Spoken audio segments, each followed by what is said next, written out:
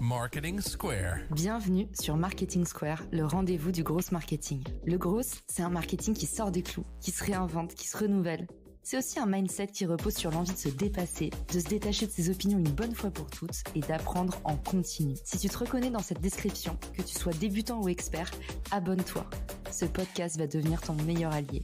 Une découverte qui a révolutionné ma facturation, c'est la plateforme Time. Conçue spécialement pour les entrepreneurs, Time permet de gérer facturation, acompte, avoir au même endroit, au même moment. Fini les casse-têtes. Ne perdez plus une seconde. Time vous a même préparé une offre spéciale. 6 mois offerts sur le compte pro Time Business pour tous les auditeurs de Marketing Square. Rendez-vous sur le lien en description de l'épisode pour en profiter avec le code Marketing Square. En attendant, place à l'épisode et bonne écoute à tous. Bonjour à tous et bienvenue dans ce nouvel épisode de Marketing Square. Aujourd'hui, je suis avec Delphine Zanelli qui est l'hôte du podcast L'entreprise de demain qui accompagne également des dirigeants et des collectifs dans la transformation de leurs pratiques. Et aujourd'hui, on est en plein dans son domaine de compétences, dans sa zone de génie. On va parler des tendances du Future of Work en 2023 et elle va vous donner des clés pratico-pratiques actionnables pour mieux vivre l'environnement du travail qui est de plus en plus déconsidéré, il faut bien le dire. Salut Delphine, bienvenue sur Marketing Square. Hello Caroline, merci de m'accueillir sur Marketing Square. Je suis très contente d'être avec toi et avec vous tous et toutes aujourd'hui pour parler un petit peu des tendances du futur du travail. Je te propose en fait de prendre appui sur une étude qui est sortie fin 2022 de Gartner, un institut dont le métier c'est de fournir des connaissances objectifs et exploitables aux dirigeants et aux équipes. Donc j'aime bien Gartner parce que je trouve que c'est assez objectif. Ils ont interrogé des DRH partout dans le monde, donc exactement 800 HR leaders dans 60 pays et ils ont identifié 5 priorités. Je vais vous donner les 5, mais la première va nous intéresser particulièrement. La priorité numéro 1 pour 60% de ces leaders RH, c'est de travailler sur les nouveaux modes de leadership. D'aller sur des leaderships nécessairement plus collaboratifs, plus ouverts. Et toi, Caroline, qui est une friande de Web3, ça te parle parce qu'on est de plus en plus sur une société qui s'horizontalise. Et donc, on est presque, je dirais, si je pousse l'extrême, à une posture où le leader doit agir en pair, PAIRS, par rapport à ses collaborateurs, plus qu'en supérieur hiérarchique. Et ce qui est intéressant, c'est que 24% de ces RH interviewés déclarent que l'approche du développement de leadership qu'ils ont aujourd'hui ne prépare pas leurs responsables à l'avenir du travail. Dans l'autre sens, moi, j'anime beaucoup de séminaires dans différentes entreprises, même des industries. J'étais encore la semaine dernière dans une industrie où j'avais à la fois des dirigeants, des chefs d'équipe et des ouvriers. Et je les trouve assez matures par rapport à ça. Donc, je pense que c'est assez variable, que contrairement à ce qu'on pense, dans les plus petites entreprises, et je pense qu'il y en a beaucoup qui nous écoutent, il y a parfois presque plus de maturité parce qu'il y a une obligation de se remettre en cause, de coller un petit peu à une réalité beaucoup plus forte. Donc ça, c'est vraiment la première priorité. La deuxième, c'est tout ce qui est design des organisations et change management. Ça paraît assez logique puisqu'il faut revoir les organisations. On voit aussi que les collaborateurs sont fatigués des transformations en cours. Ça se comprend. L'important, c'est de redonner du sens à pourquoi on évolue, etc. Alors c'est pareil, quand on est dans des plus petites entreprises, on se questionne moins. On est très près du marché, très près du client, très près de la réalité. Donc on comprend pourquoi on bouge. Quand c'est plus gros, c'est plus compliqué. La troisième priorité, c'est l'expérience collaborateur. Là aussi, rien d'exotique. Aujourd'hui, on sait que les nouvelles générations, qui sont plutôt d'ailleurs les porte-voix de toutes les générations, ont envie de vivre une expérience en entreprise, ont envie de pouvoir sortir de la fiche de poste classique, ont envie de pouvoir expérimenter de nouvelles choses, découvrir leurs talents, développer ces talents-là. Ils veulent du travail aussi hybride. Donc l'expérience demandée a beaucoup changé. Je sais pas si sur le fond elle a tant changé que ça, mais en tout cas dans la manière dont elle s'exprimer, elle est super intéressante parce qu'elle est très stimulante. En fait, on voit des gens qui ont envie de vivre de fortes expériences, donc c'est plutôt stimulant pour le collectif. Et d'ailleurs, ça commence vraiment à arriver fort, le travail sur l'engagement des collaborateurs, parce que vrai problème de rétention. On parle toujours de garde de talent, d'aller chercher des nouveaux talents. Et en fait, au bout d'un moment, on s'est rendu compte que là où le bas blesse, c'est peut-être que on sait pas bien garder les talents qui sont en interne, on sait pas les revaloriser. J'en parlais il y a pas longtemps là sur LinkedIn, dans leur engagement Future of Work, eux, ils ont mis la mobilité interne au centre de leurs préoccupations, parce qu'en fait, ils expliquent cette aberration remarqué que les grands groupes, ils sont en train d'aller chercher, pêcher des nouveaux talents, là où il y a des gens qui partent en interne parce que justement, ils trouvent qu'il n'y a pas suffisamment de mobilité entre les services. Ils n'ont pas la chance de pouvoir faire grandir leur carrière, même en voulant rester au sein du groupe. Donc ça, c'est un énorme manque à gagner pour les entreprises. Mais la priorité numéro 4, tu en as presque parlé, c'est le recrutement. C'est la question du recrutement. On parlait de rétention, d'attractivité, et tu parles de rétention à juste titre. Et la priorité numéro 5 que voit Gartner, c'est la préparation du futur du travail. Moi, je l'aurais presque mis comme priorité 1 ou 2. En fait, on est tellement dans les problématiques actuelles qu'on se préoccupe pas de ce qui arrive un peu plus tard et qu'à chaque fois, on se prend la vague en bon surfeur plutôt que d'aller chercher plus loin. Pour être en amont de la vague, on a tendance à se la prendre. Mais c'est pas évident parce que tout le monde est satellisé et que c'est compliqué de regarder parfois beaucoup plus loin.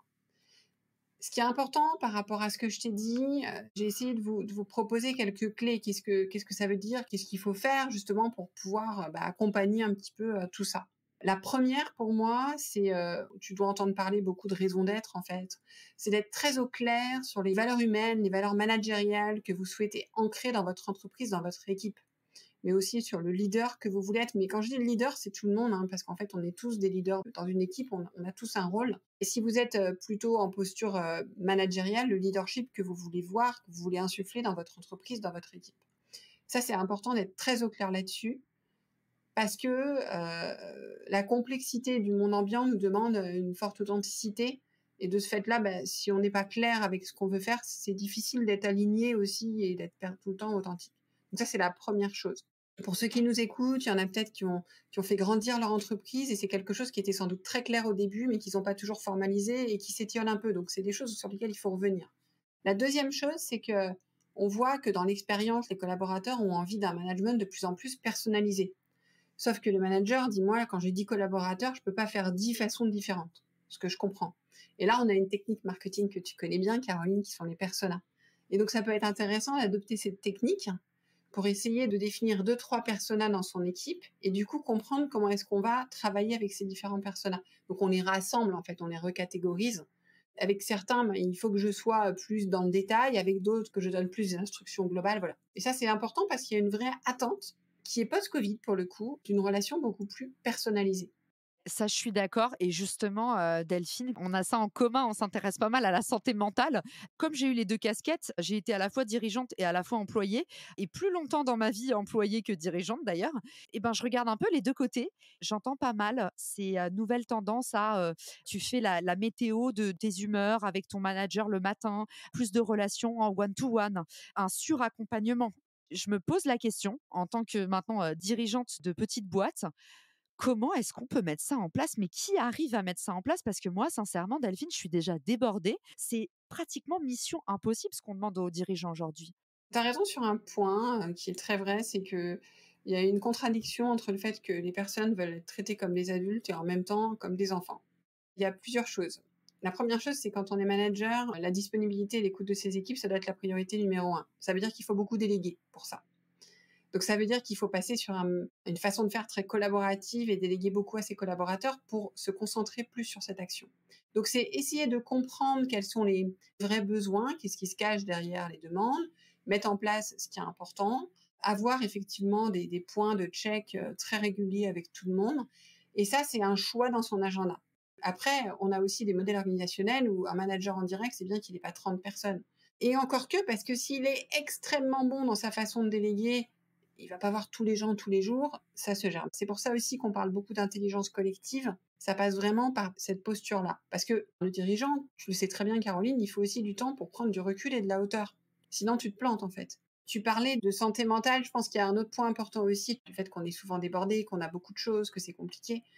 Un tip, ce que je vais vous donner, c'est de régulièrement faire le point sur tout ce qui fonctionne bien, en fait. Revenir à ce qui fonctionne, à ce qui marche. Avec vos collaborateurs, allez identifier vos réussites de la semaine, du mois, et allez comprendre pourquoi ça s'est passé pour faire en sorte que ça se passe plus souvent. Et parce que ça fait du bien, en fait, parce que notre cerveau voit que ce qui n'a pas marché. Je pense que en étant dans ta posture, Caroline, tu dois le savoir parfaitement. Quand on est en plus plutôt indépendant avec quelques collaborateurs, on a tendance toujours à voir ce qui va pas parce qu'on veut s'améliorer. Mais c'est bien aussi d'aller voir ce qui a fonctionné et de comprendre pourquoi ça a fonctionné pour le faire plus souvent.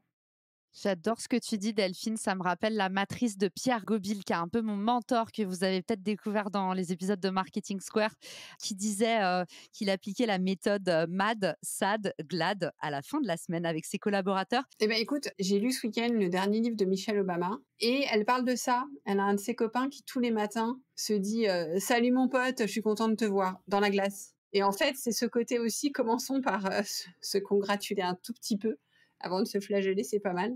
Quand il y a de l'amorosité ambiante, quand le contexte n'est pas simple, faut trouver de l'énergie. Une des clés du leadership, c'est aussi l'énergie. Et donc, comprendre quelles sont nos sources. En faisant le point sur ce qu'on a fait, ça nous permet aussi d'identifier nos sources d'énergie. Ce qu'on retient de sympa dans la semaine, tu vois, là, tu me parles de ta conférence. Je suis sûre que ça a donné plein d'énergie. C'est un moment chouette où tu rencontres des gens, où tu apportes des choses, où tu transmets. La transmission, c'est un des points clés du leadership. Si c'est ces moments qui te donnent de l'énergie, quelque part, plus le contexte est difficile, plus tu as du boulot, plus il faut que tu t'assures que tu aies ces moments-là, en fait, paradoxalement. Question donc d'équilibre. D'ailleurs, pour le livre de Michelle Obama, c'est « Cette lumière en nous ». On dirait le titre d'une musique de Cindy Sanders. Mais pour le coup, la couverture a l'air prometteuse et tu nous as donné envie de le lire. On adore Michelle Obama. Je mettrai le lien pour ceux qui souhaitent se renseigner sur le bouquin dans les ressources de l'épisode.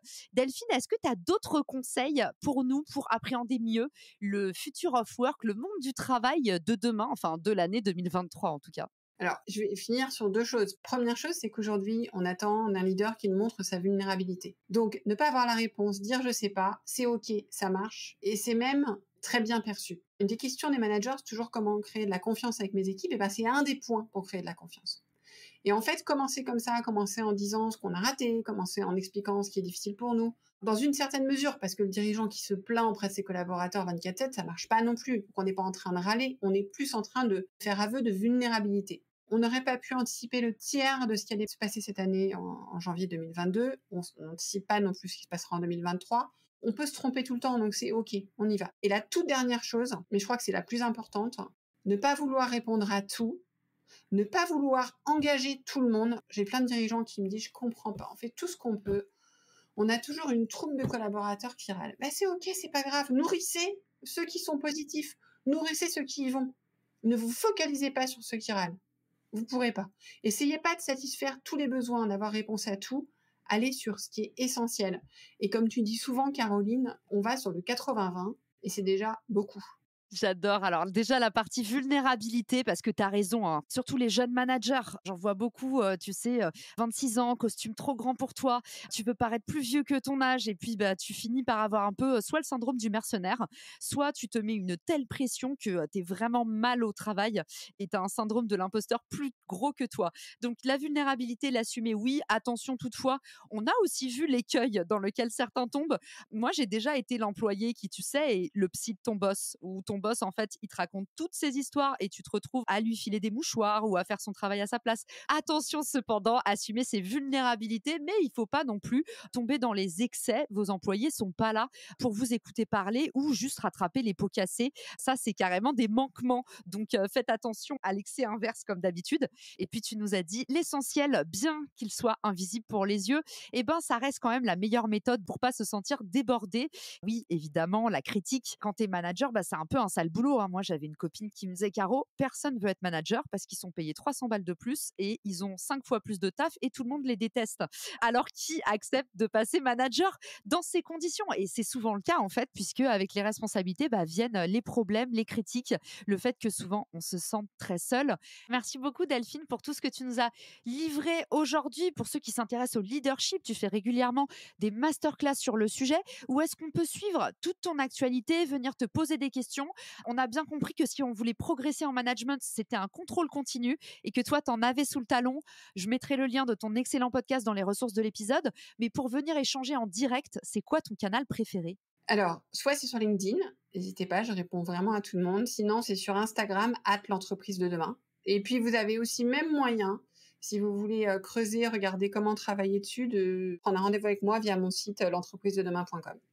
Génial. On mettra tous ces liens dans les commentaires. Merci à tous pour votre écoute. Delphine, on te laisse filer au concert de Clara Luciani. On est tous un petit peu jaloux. Et puis, encore merci pour tes bonnes ondes et j'espère à bientôt au micro de Marketing Square ou dans ton podcast L'entreprise de demain. Ciao! Si cet épisode te plaît, tu peux le partager en me taguant ou lui laisser 5 étoiles sur Apple Podcast. Marketing Square.